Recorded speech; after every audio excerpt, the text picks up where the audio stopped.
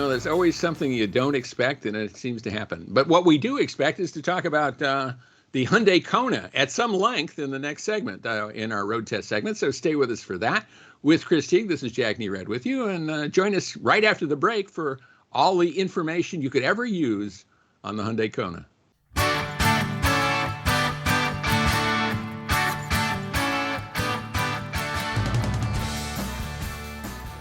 Welcome back, everybody, to America on the Road with Chris Teague, Jack Nerad with you for road test time. And this is an unusual road test segment for us in that we're doing two versions of the same vehicle.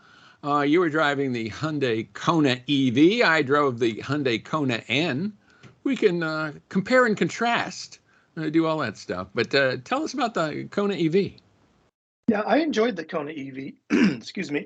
Like a few weeks ago, we talked about the Genesis GV60, which shares some parts with the Hyundai Ioniq 5 and then the Kia EV6. This is something completely different for Hyundai. It's actually an earlier EV. It's built into the Kona platform. It works really well that way. But so taking it back, pricing starts at around $35,000 for the base SE trim. My limited trim model started at around $43,000, a couple options, probably around $44,000 all in. It's got a 201 horsepower electric motor, 64 kilowatt hour battery pack, and a 258 mile range. Jack, I know this is sincerely much tamer than the one that you drove this past week. But have you driven the EV, and what do you think of the powertrain? I have driven an EV, and I liked it. I thought they did a good job with it. I mean, as you mentioned, this is not a dedicated electric vehicle platform, as you can tell by the fact that I'm driving a vehicle and testing a vehicle in this segment that has a conventional engine. But I don't know that it has any negative effects on its EV performance. I think maybe I'd like a little more range than that. I mean, people seem to like ranges that start with the number 3 rather than the number 2. But that could be, depending on how you drive, that could be meaningless, really. Maybe 250 miles is just fine. Yeah, it's not bad. And, even here in the cold weather, it sat during the snowstorm. But I've seen, I think once it all plays out, I'll end up with about 235, 240 miles of range with a full charge. Now, it's been a little warmer here for most of the week, not just in sub-zero temperatures. But in any case, I think the range is pretty accurate and it's reasonable. So I'll go with that. The EV is a little bit quicker than the standard gas Kona. It's a little 6.5 seconds, I think, to 60 miles an hour. Nowhere near as quick as the Kona N, so it's not a sporty vehicle. But the battery is mounted low in the floor, so it does have that really cool go-kart kind of feel to it when you're driving around town. And it's a compact SUV, so there's not a lot of bulk sitting above you when you're riding. Using a level 3 charger, this thing will charge from 10 to 80% in around 47 minutes. Using a level 3 charger, it'll 50 kilowatt charger, I should say, from 10 to 80 in around 64 minutes. So it does do some pretty quick charging, not as fast as the Ioniq 5. It doesn't have the 800 volt architecture, so it's not going to be the super fast chargers of the newest EVs, but more than enough for my purposes. And I think for the price, you're getting what you pay for here. So the base trim comes with cloth inside. My limited trim tester has got heated and ventilated front seats, a heated steering wheel. They also use a push button shifter in this vehicle, similar to the Tucson plug-in hybrid that I tested a few weeks ago. I refuse to love it.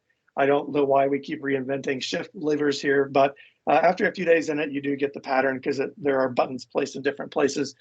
Plenty of room up front, Jack. I think the kids in the back seat felt a little cramped. We talked a little bit about how tall I am every time at 6 feet tall. I did actually encroach on backseat space here. So if you have kids, if you have a dog, you need to carry larger items, the Kona is probably not the best family SUV for you.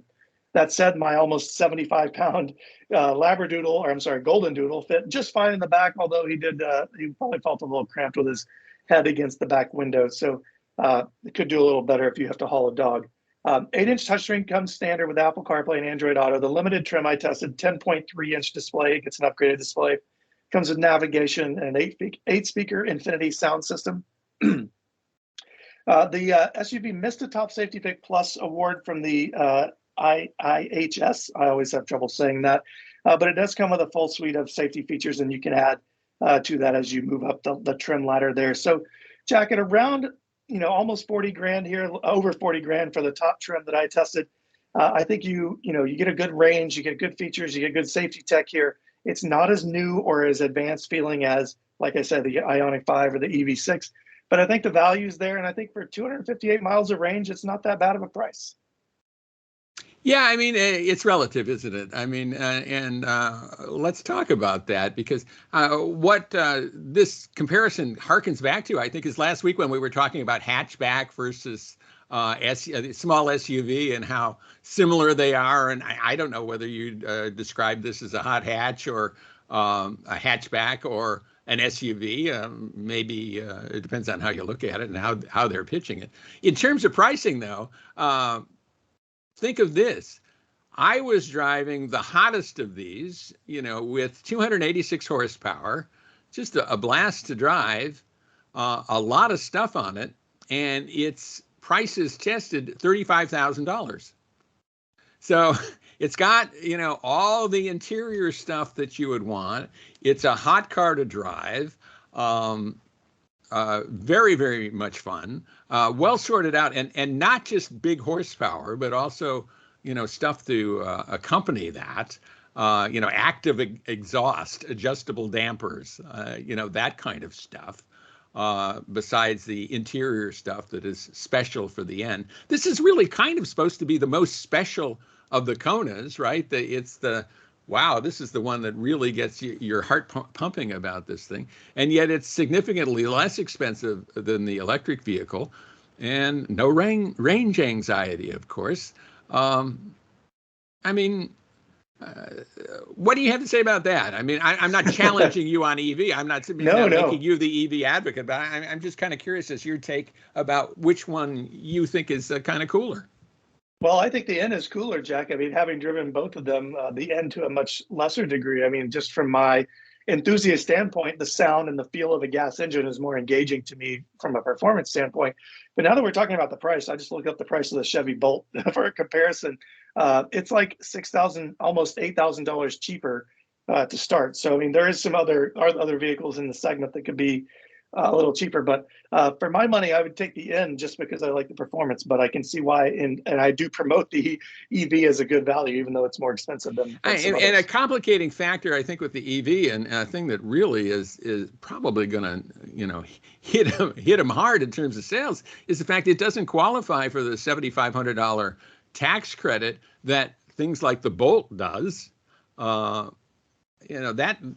That's really leaving them in a difficult spot because their base price is higher, and then they don't qualify for the tax credit.